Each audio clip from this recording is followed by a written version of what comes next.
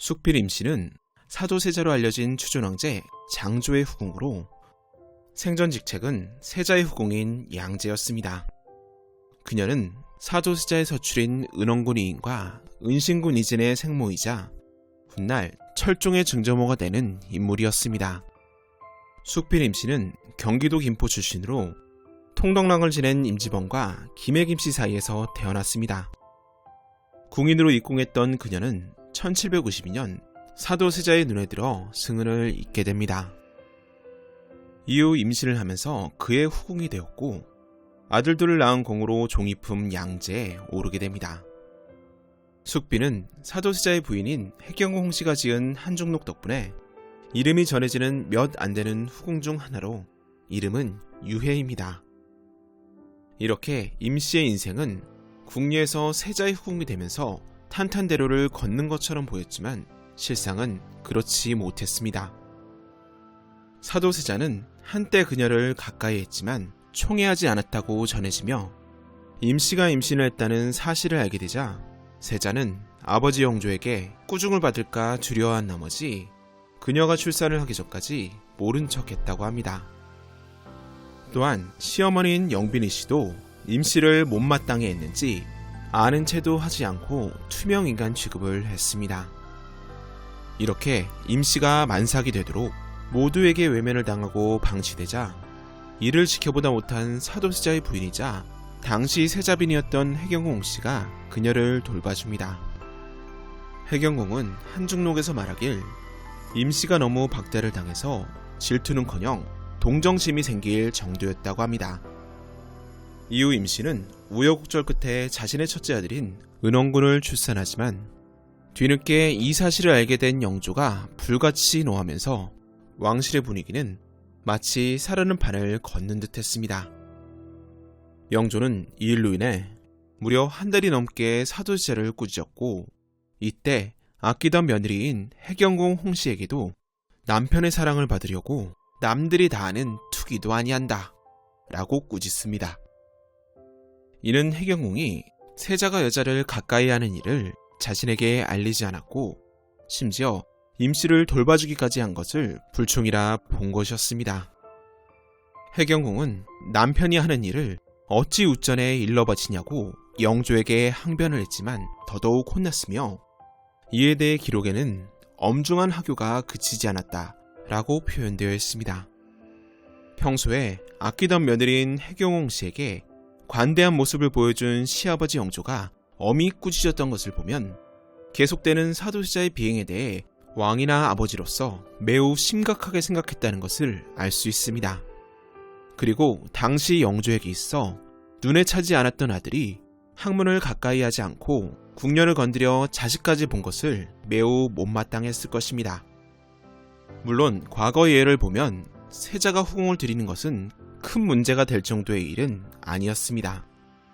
조선 전기의 세종은 문종의 후궁을 간택하였고 세조가 의경 세자의 후궁을 간택한 것처럼 엄연히 세자도 후궁을 둘 수 있었습니다. 또한 중종 때에도 세자 인종이 후사가 없는 것을 걱정하여 후궁을 간택하도록 한 적이 있습니다. 하지만 세자가 후궁을 두는 경우는 특수한 일로 왕실의 자손이 귀해서 후계자 문제가 확실하지 않을 때 임금과 조정이 판단해서 결정하는 일이었습니다. 이는 왕실의 안녕을 위한 정치적인 성격이 강한 일이었기에 숙빈 임씨의 경우와는 엄연히 달랐으며 특히 사도세자처럼 왕의 여자인 궁녀에게 승은을 내려 후궁으로 만든 것은 극히 드문 일이었습니다. 이렇게 사도세자로 인해 영조가 분노하면서 왕실이 뒤집어지지만 아직도 정신을 못 차렸던 세자는 대항대비 인원왕후의 친방궁녀 빙해까지 건드렸고 그녀에게서 청근옹주와 은정군을 얻게 됩니다. 사도세자의 서장남 은원군이 태어난 뒤에도 임씨에 대한 영조와 영빈의 태도는 싸늘했습니다. 궁녀가 낳은 서출이긴 했지만 은원군은 영조와 영빈에게 있어서 친손자였기에 어여삐 여길 수도 있었지만 어찌된 영문인지 한결같이 냉담한 모습을 보입니다. 또한 경빈박씨에게서 태어난 청근옹주와 은정군에게도 마찬가지였는데 이는 서손주들의 생모들이 양반가 교수 출신의 간택후궁이 아닌 신분이 미천한 궁녀 출신이었던 것이 영향을 끼쳤던 것으로 보입니다. 이러한 일들은 아마도 영조를 평생 괴롭혀온 신분적인 컴플렉스가 사도세자의 서자들한테 투영되면서 더욱 외면한 것이 아닐까 생각됩니다. 영조와 영비는 은원군 모자를 냉대했으며 사도세자 역시 같은 태도를 보이면서 궁 안에서 그들이 설 곳은 점점 없어지게 됩니다. 이니 그것이라도 손자라 하시며 영조나 선의궁께서 약간이라도 봐주시거나 또는 경보궁께서 이것에게 혹하시면 내 비록 도량이 있다 해도 부녀자의 마음으로 어찌 편하라리요. 그러나 이는 그렇지 않아서 영조와 선의궁께서 아른치 않으시고 경모궁께서는 겁만 내셔서 어찌할 줄 모르시니 그 와중에 나까지 투기하면 경모궁께서 황겁하신 중 근심하셔서 병환이 몇 층이나 더하실 줄 알리요. 한편 은원군이 태어났을 당시 안태의식을 해야 했지만 영조가 허락하지 않는 사건이 벌어집니다. 안태는 길지를 골라 왕 또는 원자, 세자, 왕자, 왕녀의 탯줄을 태양 아래에 담아 땅에 안장하던 왕실 관행이었지만 왕손의 태를 묻는 일은 정해진 규례에 없는 일이라며 영조가 이를 거부했습니다. 물론 며칠 뒤에 관상관과 영의정 김제로가 다시 청하자 그제야 마지못해 허락해준 것을 보면 정말로 영조는 세자빈인 해경궁 홍씨가 낳은 적자녀들과 달리 세자의 서자들을 못마땅해 하고 차별한 것으로 보입니다. 이후 숙빈 임씨는 둘째인 은신군 이진을 낳으면서 당시 세자의 후궁으로서 제일 높은 양제에 봉해져 양제 임씨라고 불리게 됩니다. 하지만 1762년 아버지 영조가 아들 사도세자를 뒤주에 가두어 죽이는 조선왕실의 최대 비극 중 하나인 이모화변이 일어나면서 그녀는 자코를 빼앗기고 궁에서 쫓겨나게 됩니다. 몇 년이 지난 1767년 영조는 궁에서 쫓겨난 임씨가 마음이 쓰였는지 그녀가 살 집을 알아보라는 명을 해주에 내렸고 얼마 지나지 않아 한성의 자택을 마련해 줍니다. 이는 후일 양재궁으로 불렸으며 그녀의 장남 은원군 이내에 처했던 상상군 부인 송씨 등이 한때 거주한 것으로 알려집니다. 1776년 음력 8월 3일 임씨는 영조에 이어 즉위한 정조의 명에 의해 양제의 지위를 되찾게 됩니다. 왕실의 족보인 선원부략에 의하면 그녀는 1713년에 사망했다고 기록되어 있기에 임씨의 복권은 사후에 된 것으로 보입니다.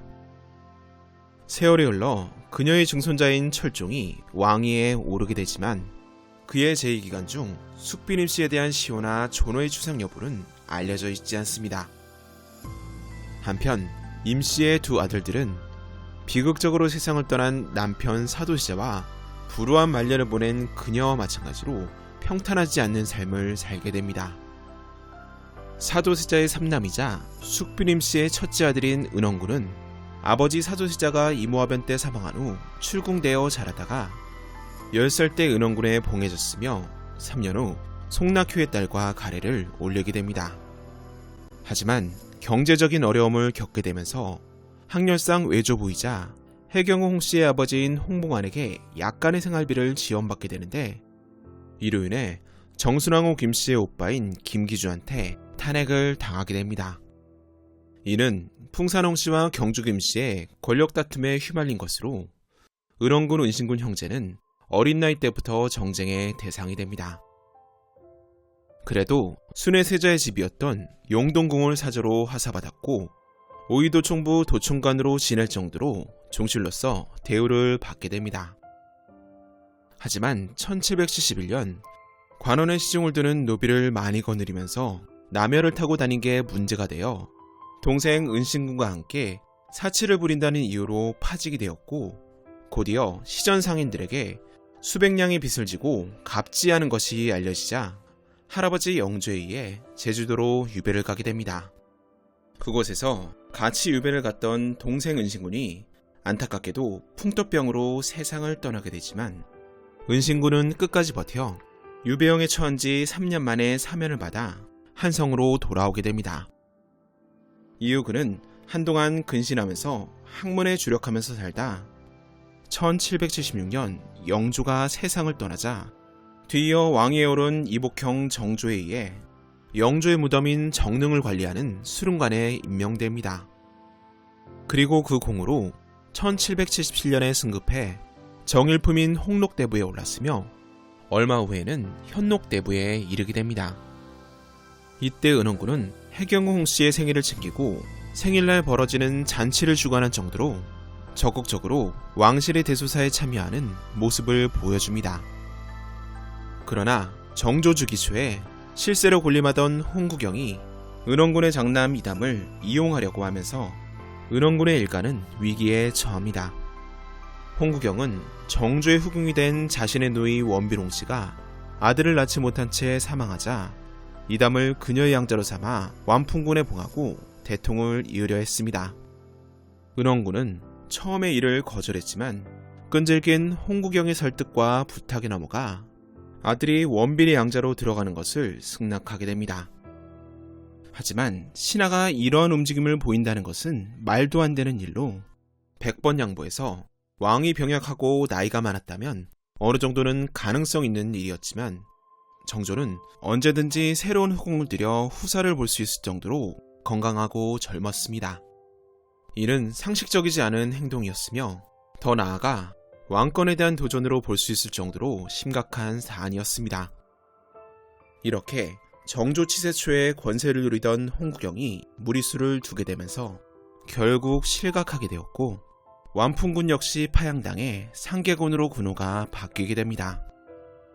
이후 상계군은 본인의 의지가 아니었다고는 해도 한때 원빈의 양자이자 홍구경의 양조카였던 이유 때문에 조정 대신들과 다른 왕족들의 견제를 받게 됩니다.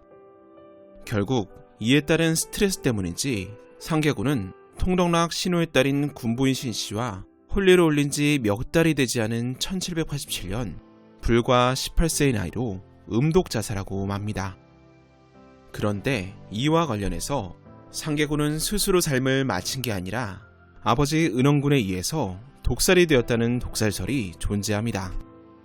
상계군이 사망하기 불과 2달 전 정조의 후궁 의빈성씨가 임신 중에 세상을 떠나는 사건이 일어납니다. 이러한 상황에서 은원군이 아들 상계군을 왕위에 올리기 위해 복중태화와 의빈성씨를 독살했다는 소문이 돌았고 이러한 말들에 위기감을 느낀 은원군이 아들에게 독을 먹으라고 강요했다는 것입니다. 이렇게 근거 없는 독살설이 돌 정도로 상계군과 관련된 사건은 워낙 파급력이 큰 일이었기에 그가 죽어서도 끝나지 않았습니다. 상계군이 사망하고 얼마 지나지 않아 그의 외할아버지인 송낙휴가 상복을 입은 채로 궁궐로 가서 고변을 하면서 사건은 더욱 커지게 됩니다. 고변의 내용은 상계군이 파양당한 것에 앙심을 품고 있는 상황에서 김정승이 살면 나도 살고 김정승이 죽으면 나도 죽는다 라는 말을 한 후 며칠 후 급사했다 라는 것이었습니다. 그리고 이때 무관으로 유명한 집안인 능성구씨 가문에 구의겸이 언급되었고 이로 인해 그의 양아버지이자 영조와 정조 때 훈련대장과 병조판서를 지낸 구선복에게까지 화가 미치게 됩니다. 얼마 지나지 않아 구선복은 전격적으로 의금부로 압송이 되었고 모진 신문을 받다가 반역을 꾀해 상계군을 왕으로 세우려고 했다고 진술하게 됩니다. 참고로 구선복은 정조가 매우 싫어했던 인물로 이모화변 때 뒤주속에 갇혀있는 사도지자를 능멸하고 희롱하기까지 했을 정도로 아나무인이었던 인물이었습니다. 정조는 구선복을 생각하면 자다가도 치가 떨린다고 할 정도였지만 명문 무인 집안 출신으로 군권을 가진 핵심 권신이었기에 즉이후 지켜볼 수밖에 없었습니다. 이후 인내를 가지고 구선복을 쳐내기 위한 명분을 찾고 있었던 정조는 마침내 상계군 영모 사건을 빌미로 그를 죽이는 데 성공합니다. 결과적으로 구선복의 잘못된 행실로 인해 조선시대 대대로 고위직 무관을 역임한 능성구씨 일가가 몰락하고 맙니다. 이렇게 상계군의 영모 사건에 관련된 인물들은 모두 엄벌에 처해졌으며 상계군의 혼례를 주관하던 김우진 역시 상계군과 내통했다는 이유로 역적으로 몰려 파직을 당하고 유배를 가게 됩니다. 1787년 12월 상계군 역모 사건이 일단락되는 것처럼 보였지만 죽은 상계군과 그의 아비 은원군에 대한 죄를 청하는 상소가 끊이지 않았고 심지어 왕대비 정순왕후까지 움직임을 보이면서 사건은 새로운 국면에 접어들게 됩니다. 정순왕후는 이미 오래전 일인 1779년에 상계군이 홍구경의 힘으로 완풍군 군호를 받고 왕위 후계자로 이름이 오르내렸던 일을 지적해 상계군과 홍구경을 역적으로 지목하고 그에 상응한 처분을 요구하는 언문하교를 승정원에 내렸던 것입니다. 이로 인해 죽은 상계군의 자기는 즉시 패작되어 역적담으로만 불렸으며 역적의 가족이 된 은원군 일가는 강화도로 유배를 가게 됩니다. 이후 은원군은 끊임없이 노론벽파와 왕대비 정순왕후에게 역모의 원인으로 지목되면서 언제 죽을지 모르는 처량한 신세로 전락하게 되지만 이복형인 정조의 비호로 목숨만은 겨우 부지할 수 있게 됩니다. 정조는 개인적으로도 은원군을 아꼈는지 수시로 유배지에서 몰래 불러내어 만남을 가졌습니다. 이에 대해 벽파의 영수 심한지는 어찌 병가에서 계책을 내어 적을 속이듯이 만나십니까? 라고 항의할 정도로 정조는 첩보작전을 방불케 하면서 이복 동생을 보게 되는데 심지어는 겨울밤에 미행을 나가 썰매를 타고 얼어붙은 한강을 건너 만나기도 했습니다.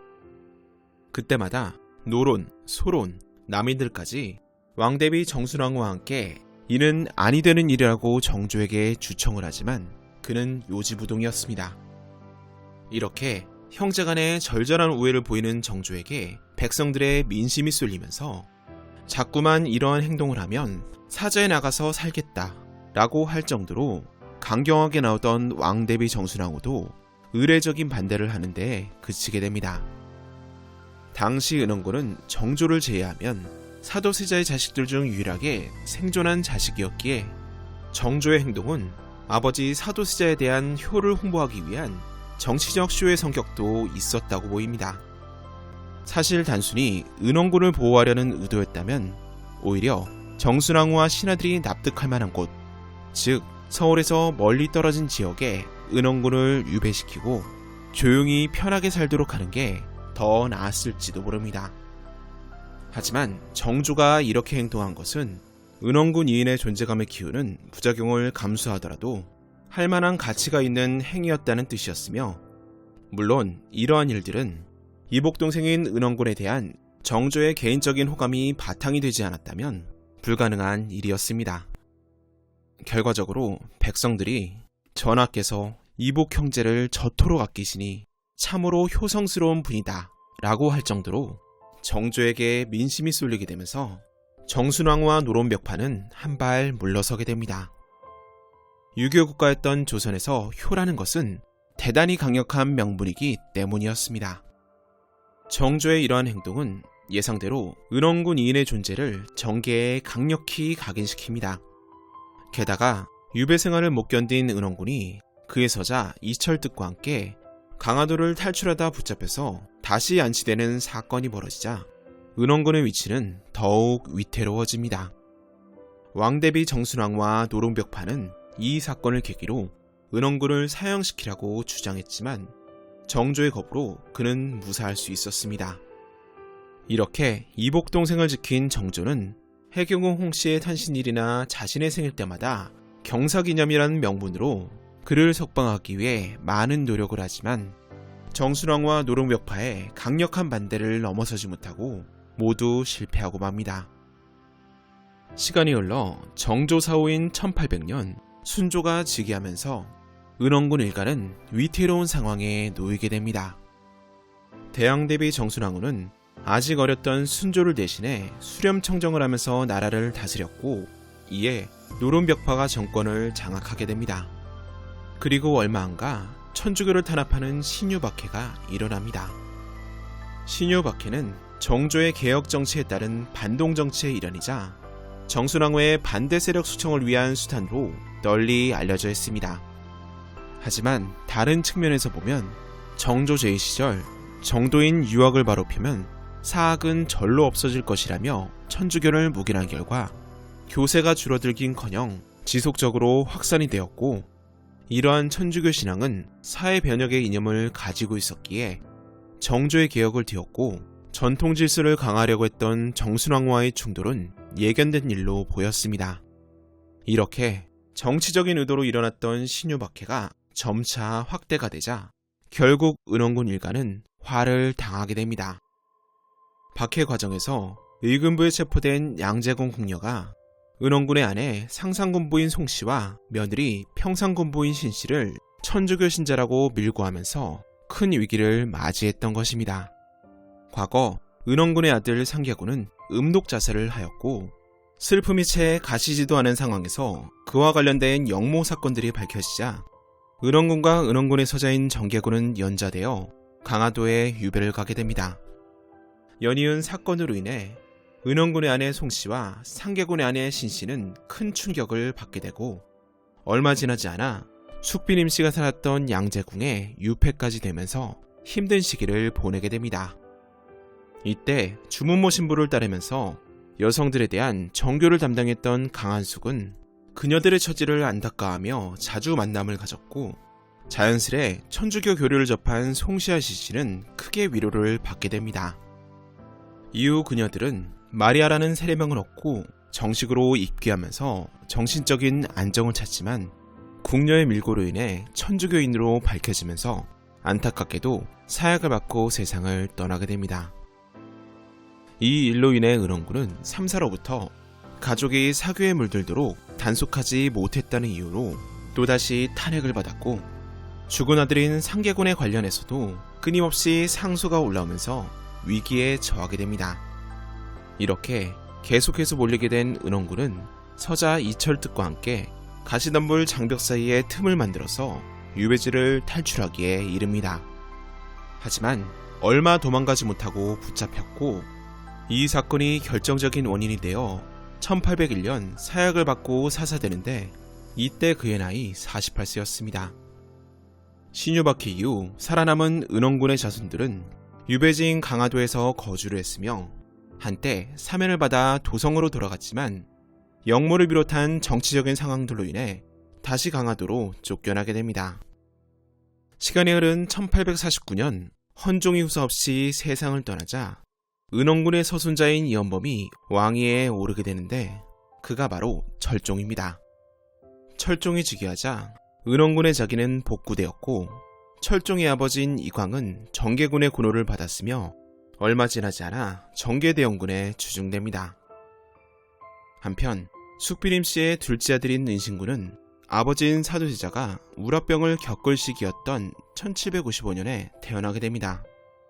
그리고 사도세자가 영주이에 죽게 되는 이무화변이 일어나자 그는 어머니와 형과 함께 출궁을 하게 됩니다.